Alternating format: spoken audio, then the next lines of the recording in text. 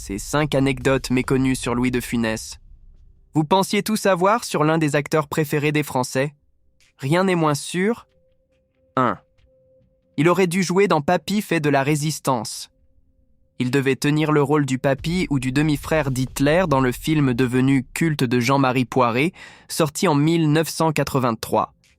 Des rôles finalement repris par Michel Galabru et Jacques Villeray, Louis de Funès étant décédé fin janvier 1983, quelques jours avant le début du tournage.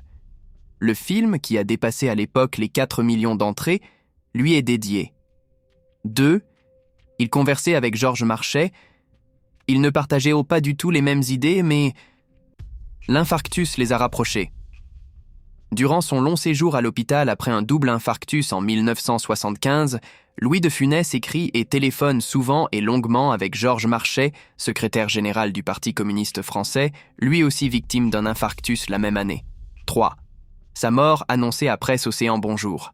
Mon nom ne vous dira rien, mais je suis une personnalité du monde du spectacle, et je voulais vous annoncer que mon ami Louis de Funès vient de décéder d'une crise cardiaque au CHU de Nantes.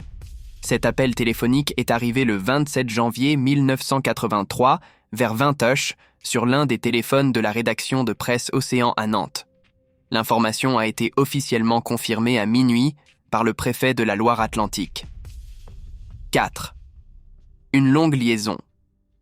Jeanne de Funès a souvent conseillé son mari dans le choix de ses films, négocié ses cachets, parfois discuté avec ses réalisateurs, créant des exaspérations au point que, sur le tournage de La Grande Vadrouille, l'autre star, Bourvil, le père de l'avocat nantais Dominique Rimbourg, serait intervenu pour lui interdire le plateau. Elle choisissait aussi les partenaires féminines de son mari. Mais selon les médias spécialisés, l'acteur qui avait épousé Jeanne après un premier divorce aurait eu une liaison avec Macha Béranger durant les 13 dernières années de sa vie. 5. Des lingots enterrés au cellier. C'est le réalisateur Jean Giraud qui a raconté l'anecdote. Pendant les événements de 1968, l'acteur, très inquiet, lui avait révélé l'emplacement d'un coffre contenant une grosse somme d'argent et des lingots d'or qu'il avait enterrés dans les jardins de son château et qu'il lui demandait de remettre à sa femme et ses enfants au cas où cette révolte lui coûtait la vie.